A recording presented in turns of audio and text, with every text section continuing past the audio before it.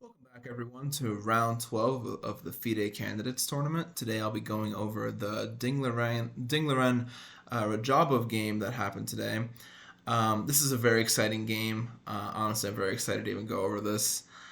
This was an attacking masterpiece from Radjabov. So I'll just hop straight into it. So we got d4, knight f6, c4 on the board. E6 indicating that he might be interested in going for just either d5, bishop b4, the Bogo or the Nimzo, maybe a Catalan if white plays g3, knight c3, and here we get the Nimzo Indian, e3, standard stuff, castles, bishop d3, this is all very well known theory, d5, c takes, and then this move a3. Usually they play here knight e2, and the idea is that at some point white might castle queenside or kingside, play f3 and maybe gun for e4 after something like queen c2. Instead, a3 was played, just kicking the bishop away. Bishop d6 was played. Now I'm going to run through the opening pretty quickly here because I really want to get into the meat of the game.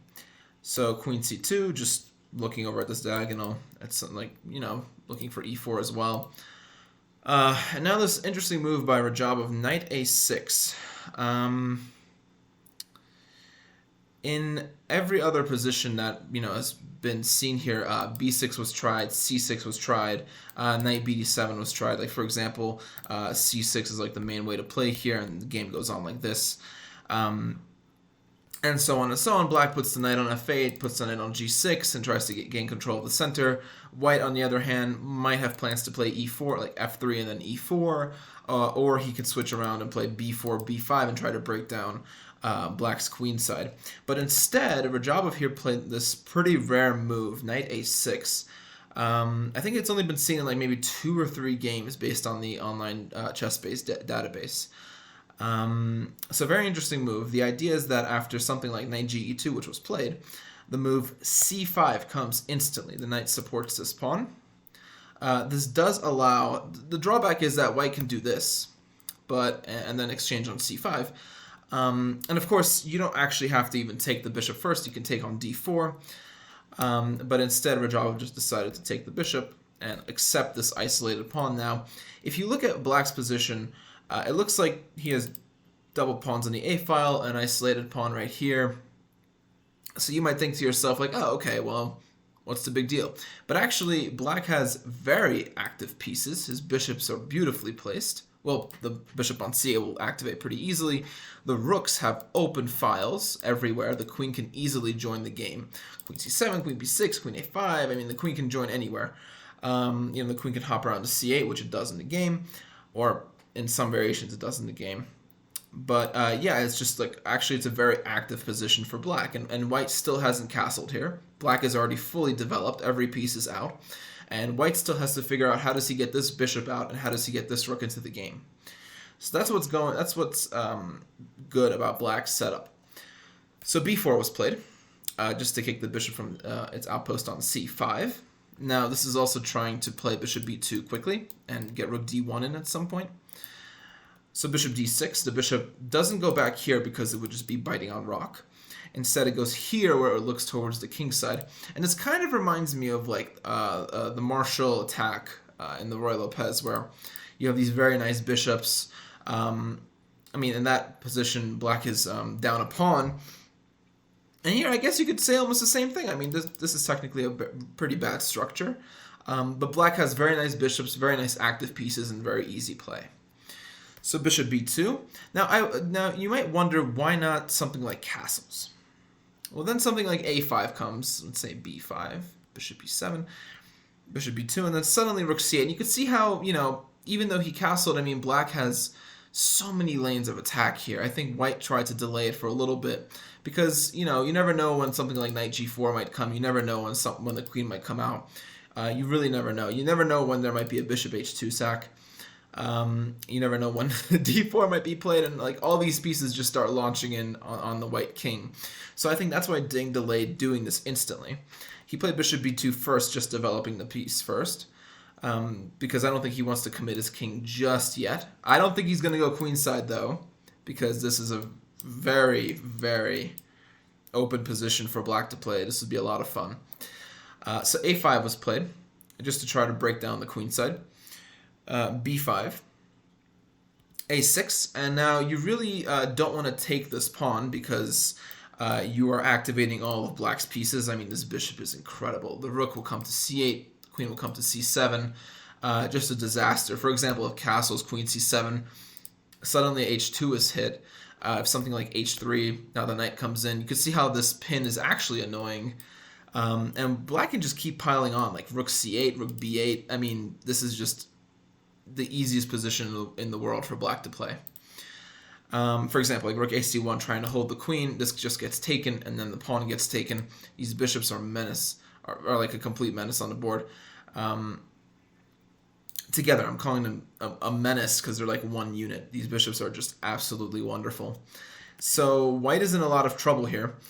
So that's why something like, you can't really take that pawn, it's not good. Also, you really don't want to get rid of black's weaknesses. So h3 was played instead, just preempting anything with knight g4, preempting anything with bishop h2. But I think this actually causes more problems than it offers any solutions. So for example, after bishop d7, a very calm move, just targeting this pawn, but the other idea is that this bishop will serve as a way to attack the white king, because as you'll see later, like the variation with queen c8 and then bishop h3 is very strong if the white king castles. I'll show that in a bit. So b takes a6, obviously white doesn't want to allow black to take the b pawn. Like for example, if you play here a4, this gets taken, and then queen c8. Once again, there's this very annoying pin. Bishop h3 might be on the card, so white can't really like afford to castle here, because I think bishop h3 is just a very strong move. But I'll get to that in a little bit. I'll show you where it actually has the most power. So takes, rook takes. And now rook d1. And again, if white were to castle here, which looks really natural, queen c8 is very annoying. And suddenly there's like a lot of potential here. I mean, you could just see that black's bishops and all his pieces are ready to attack. I mean, this rook can swing over at some point as well. Every piece is going to join the attack. I mean, I don't even know how white would hold this. So let's say something like rook ac1. Again, just a very natural move. You can just take this. And this can't be taken. This cannot be taken. If you take this, you lose. There's really no way to stop something like knight g4. I mean, you could try various things here. For example, with f4, just to block the bishop out, it doesn't matter. First of all, e3 is hanging, but you can just flick in knight g4 first, and then after something like this, you can just take, and it's just a disaster for white. White loses instantly. I guess we can try something else here. I mean, if we play queen d2 instead of rook ac1, same thing. Basically, there's no way to stop this. Oh, I don't mean to have the arrows on. Oops. But yeah, so basically, if this is taken, then just takes, and knight g4 is once again unstoppable. If you play knight g3, again, knight g4 anyways, this is coming. Black could even just take the knight off, and then swing the rook across. I mean, this is just a disgusting position to play for white. But yeah, so that is why rook d1 was played instead, just avoiding any of this bishop h3 stuff. I think Ding probably realized that he maybe shouldn't have played h3 so quickly, because now he can't castle. It's just not possible. So rook b6, the rook is on the open file, the bishop is hit. It can't be captured right now, but you could imagine something like bishop e5, queen c8, queen c7, rook c8. Very natural moves for black to play. Black would just continue piling on white's queen side, and again, this king cannot castle because black will just initiate a very quick assault on the white king. So Ding here played rook d2. It's kind of hard to suggest a move here for white, and I'll show you why. For example, if white just went back with bishop a1, well, queen c8 is really strong. I mean, again, there's this really annoying pin here. And if you try something like queen d3, okay, rook b3, and again, this really annoying pin. Black's pieces look beautiful here. Every piece is going to join in the attack. Knight e4 is coming. Look at how the black king is completely safe. No issues with the black king. Like, he's completely safe. There's no risk for black to play this at all. And black's bishops are beautifully placed. This knight is beautifully placed. The rook is perfect on b3. Like, for example, and now, again, if white castles here, we just take. And there's really not much to suggest here. I mean, what could you really play after rook b3? You'd have to play something like queen d4. But again, now bishop c5, and you can just see how, like, white is just getting kicked around here. It's just an absolute disaster. It's hard to even suggest moves here. I mean, you could try something like queen h4, but queen b7, I mean, look at these pieces. Great pieces. This king is completely safe, and this king still has trouble. I mean, you can maybe castle here, but I mean, you're going to lose this pawn. So just a very uncomfortable position for white to play, and I think that's why instead of something like bishop a1, I mean, he could try other things here. Let's say rook b1, for example. Again, queen c8 is very annoying. This move is just a constant nuisance because it does two things. One, it prevents white from castling. The other, it just pins the knight, and white here is going to suffer. Really hard to unpin as well. Like if you play something like queen c1, which looks so natural, bishop f5, and now the rook has to move again. Like rook a1, and you could just play really just easy moves here, like queen b7. I mean, this just looks atrocious for white. Black's play is just so natural here. Rook c8. I mean, these bishops are, once again, just amazingly placed. So that's not working. So rook b1, bishop a1 is not working. So that's why Ding, I think, tried rook d2, just trying to hold the bishop this way. Maybe trying to cover the king a bit, you know. I think Ding realized that he's in a lot of trouble here. Queen c8 again. And even though it's not pinning, it still prevents white from castling. Again, if you castle, this will just be taken. It's the same deal. You cannot take this.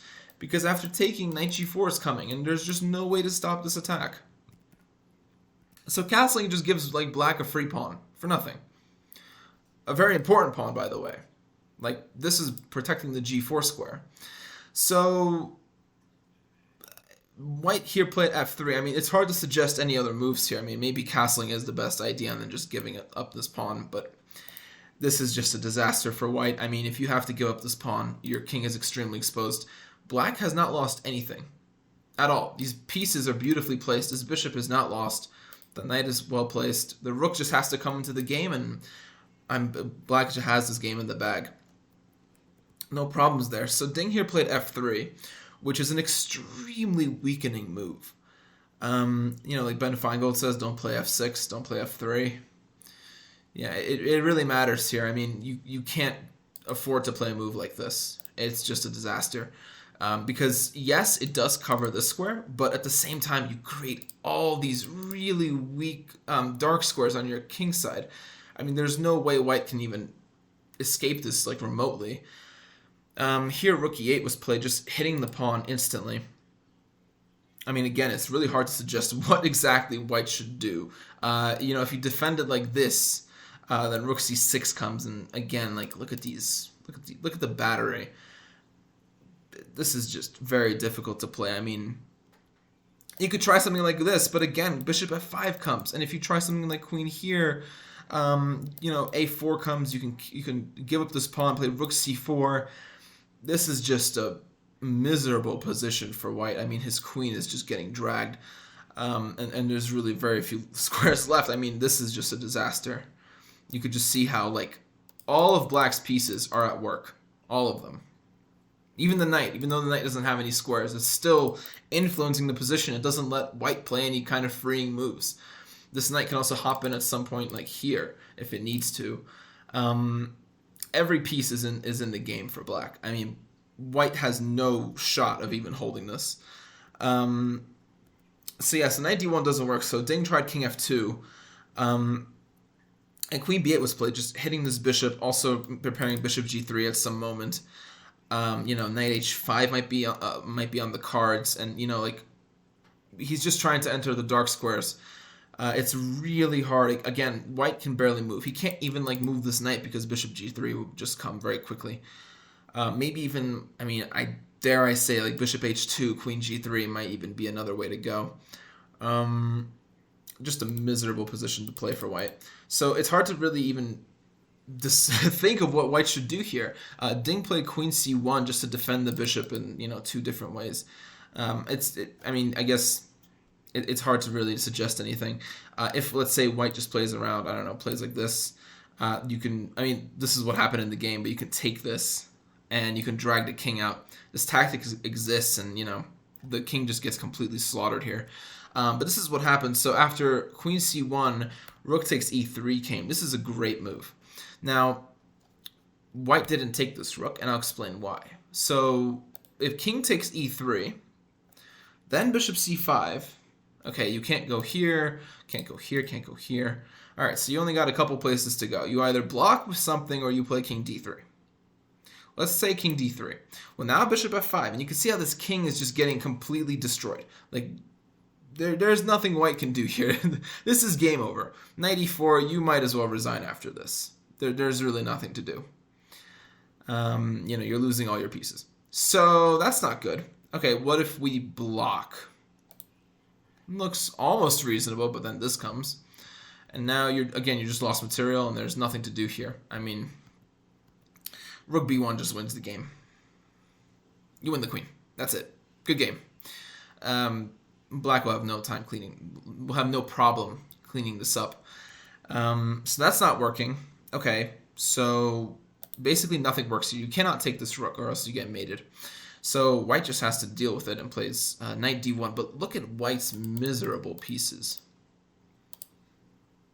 I mean, it's the polar opposite of what black has on the board. I mean, white just has very inactive, very non-coordinated, like terrible pieces that he can't like even try to untangle here. There's nothing white can do. Rook e8 was played very calmly going back, and black lost nothing. He has all the pressure in the world, and white still has so many issues here. White is just losing. There's like no real saving move or any saving idea here. Ding tried knight e3, and Radjabov played here rook b3. Now, you could actually just take this, you could just play rook takes e3 again, just rub it in that you can't touch that e3 square. And if this is taken, bishop g3, great move, just cutting off the king. Where is this king going? Where's he going? If this is taken, okay, well, now the queen joins the game. Rook e6, and this is actually forced. You can't do anything about this, and you lose your queen. But maybe he just didn't see this idea. But listen, I don't blame him. I mean, you played rook takes e3 once, doing it twice is like, it's a bit bold. So rook b3, again, this is still a very strong move. Just pressuring the knight. The knight has to move. So knight g4 is played. Bishop takes g4. Now, it's curious why not knight takes g4. Knight takes g4 is also possible and probably stronger, but bishop takes works just fine. I think he just wanted to make it more beautiful by letting the knight join the game somehow. So h takes g4. And a very simple move, rook c8. And look at these pieces. Wonderful rooks. The queen and the rook are just wonderful pieces with the rook on c8. Again, the bishop is covering all these dark squares. The knight is still, it still has potential. I mean, you never know. Like, the queen can come in, and knight takes g4 might be a thing. So just a really difficult position for white to even dream of saving. I don't even know. There's nothing white can do here. Let's put it that way. So queen a1 was played. I mean, at this point, I think Ding could have just resigned, but it's good that he played on. I mean, he resigned after bishop f4. He could have resigned a lot sooner, but there's nothing to do. So if you, okay, for example, if you were to just take this knight, seems reasonable, but now you get mated with bishop e3, and then this rook can just be taken. Rook b1 is coming. There's no way to stop this. You can move the queen, but you're going to lose something. I mean, the king is getting cut to shreds. Okay, what if we try, instead of bishop takes f6, we try something else? I don't know. Let's take this bishop. Let's get rid of this dark squared bishop. But now the queen joins. Knight takes g4 is a real threat. So even this knight actually has a purpose. Rook e2. Okay, let's say this. I mean, but you can't do anything about this. And rook c1 just wins. So, yeah, I mean, there's really nothing that white could do. It's interesting to note that, like, white didn't make any... I want to say white didn't make any, like, obvious blunders. I mean, okay, I'm just going to go quickly through the game again, just briefly. Like, you know, starting from the opening here, it wasn't obvious that, like, the way white played was just wrong. It didn't seem like it was wrong. You know, it seems like white still has a game here. I think that, you know, maybe Ding just underestimated just how powerful the activity of black's pieces are. And black coordinated here beautifully. I think h3 was probably a mistake. Although the computer doesn't think it changes the evaluation that much. I mean, maybe h3 has to be played anyways, but it just feels like doing it it's a bit too soon for that, I think. Or maybe not. What do I know? I'm not a 2800. So bishop d7, I mean, yeah, but it's not obvious where white went wrong, you know? You look at this game and you think, okay, well, he can't really castle because, you know, there's always this trick here, right? And rook d2, I guess, was the start of his problems. I mean, again, it's really hard to find a move here. If you play bishop a1, it's just like a lot. You're losing something here, you know? It's still a concession. So it's understandable that he had to play rook d2. I mean, again, other moves just don't work, like rook b1, queen c8. And you can't castle because, you know, bishop h3 is strong. But maybe he should have even allowed this, just to allow bishop h3. Like here, I mean, this started collapsing, like in this position where he played f3. This really started like collapsing at this point. But maybe he should have castled instead and just allowed this and just played on like this. And it's really, I know it's really difficult to play like this. I mean, it's probably still losing for white, but it's hard to tell like what exactly white did wrong here. I mean, if you have to give up your pawn like this, then clearly the opening didn't go your way. Something must have went wrong. But yeah, what a game by Radjabov. I mean, people forget that he is a world-class elite player. He hasn't really made too much of an impact on this tournament, but he's an excellent player. I mean, this was a brilliant attack. What else can I say? So, yeah, that was the only decisive game for this round. So, yeah, let's just quickly look at the standings here. So, Nepomniachtchi is 8.5 out of 12. I think the only scenario of him not winning the tournament is if he lost like twice in a row and Nakamura or Ding had 2 wins, which is very unlikely. So Nakamura and Ding trail him by 2 points at 6.5. Radjabov is just behind them at 6, along with Caruana, who's had a pretty tough end of his tournament. Rapport is on 5 out of 12, Duda's on 5 out of 12, and Firouzja's on the bottom with 4.5 out of 12. And again, I think Firouzja, he's going to reflect on this tournament and come back a lot stronger next time. I don't think this is his last candidates tournament. I mean, he's very young and he's already in the top 10. So yeah, but again, what a great game by Radjabov. Really impressive. I really like this opening idea with knight a6. Basically encouraging white to just give up his light squared bishop, which maybe he shouldn't have even done. You know, in hindsight, maybe he shouldn't have even taken that knight, just done something else. But it's hard to suggest a good move for white. But yeah, what a masterpiece by Radjabov. Great game. And I'm just going to leave you guys off at the finish in this position. Yeah, so thank you so much. That was round 12. I'll see you in the next round.